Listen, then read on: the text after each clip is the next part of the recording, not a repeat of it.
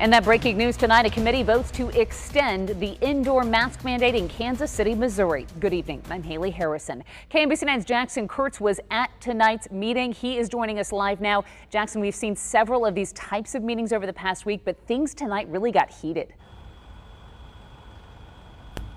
They were, Haley. This was an intense meeting from start to finish. We heard first off from the Kansas City Health Department on why masks are important to stop the spread of the virus anymore in Kansas City, but also from lots of folks who were against this extension of the mask mandate, speaking passionately for some time. Personal choice, government overreach, just a couple reasons they felt it was not needed in Kansas City, but ultimately it came down to that committee who voted to pass it, and now it's in the hands of City Council. Please stop with the mandates. I'm so tired of this crap. Someone give me an answer right now. Have some decorum. Heated public comment. It's my child, my choice. At Kansas City's Transportation Infrastructure and Operations Committee meeting, many people against the mask mandate extension. And we better rally our troops and come get these people out. Spoke to city leaders and why they think it's not needed in the city. Instead of being public servants, you're acting like public dictators. After listening from the public, leaders tried to discuss the ordinance. Councilwoman Lord. But couldn't speak over the crowd. We were going to look at the ordinance and maybe make some adjustments from what we heard this evening. But we won't if you don't let us talk. Do you understand?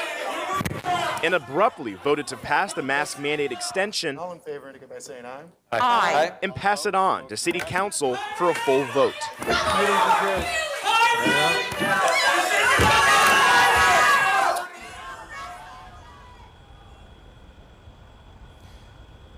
And folks were pretty upset and angry leaving this meeting afterwards. We didn't get reaction from Mayor Quinton Lucas, but he did tweet after the meeting thanking all the public health officials and medical experts for all that they do in Kansas City, and says he's glad the committee unanimously supported the recommendations in the ordinance in the best interests of Kansas City's health. So we'll see what happens here tomorrow. Live in Kansas City, Jackson Kurtz, KMBC 9 News. Yeah, quite a scene there tonight, Jackson. Thank you. The full vote is scheduled to take place tomorrow at this City Council meeting. The Turner School District will require masks indoors. That starts tomorrow. It's all because of a rise in COVID cases and a significant number of students in quarantine. The district having to quarantine unvaccinated, unmasked students who were in close contact with potential cases.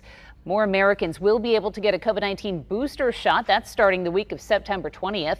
The Biden administration recommends adults get a third dose 8 months after they got their second shot of the Pfizer or Moderna vaccine. It's based on data that suggests vaccine effectiveness is declining over time. You know, this will boost your immune response.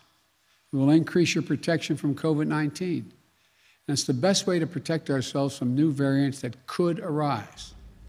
The FDA and CDC still need to approve the plan. As for those who got the Johnson & Johnson vaccine, the company is expected to make a booster announcement soon. The president has issued an ultimatum for nursing homes. Get your staff vaccinated or lose federal money. The upcoming mandate applies to nursing homes that received Medicare and Medicaid funds. This is the first time President Biden has threatened to withhold federal funds over vaccinations. Many nursing homes in Kansas and Missouri have low vaccination rates among their workers. KMBC 9's Brian Johnson, though, looks at how two facilities locally got more than 90% of their staffs vaccinated. Workers at Hager House posed for pictures explaining why they're getting the COVID-19 vaccine. Things like, you're worth it, and to keep others safe. Having COVID in our building, the staff members saw the effects of it, and even some of the long-lasting effects. They just realize how much it affects the population that we work with.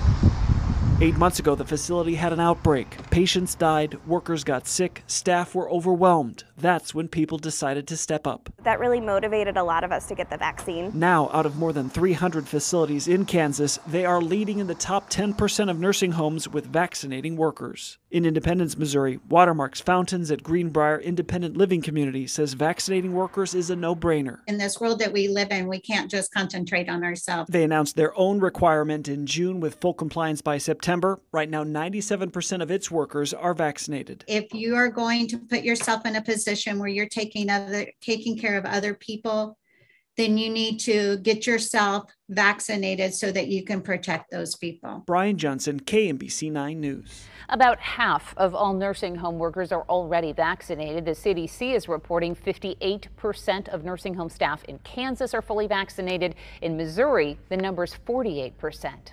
New tonight, the unified government of Wyandotte County KCK announces mandatory COVID testing for unvaccinated employees.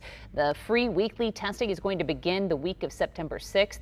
Unvaccinated employees who refuse will not be allowed to work. The UG will also reinstitute COVID sick leave for fully vaccinated employees who test positive or need to quarantine.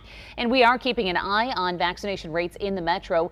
Johnson County, Kansas has the highest percentage of people fully vaccinated at nearly 59%. That's followed by Johnson County in Kansas and Clay and Jackson counties in Missouri.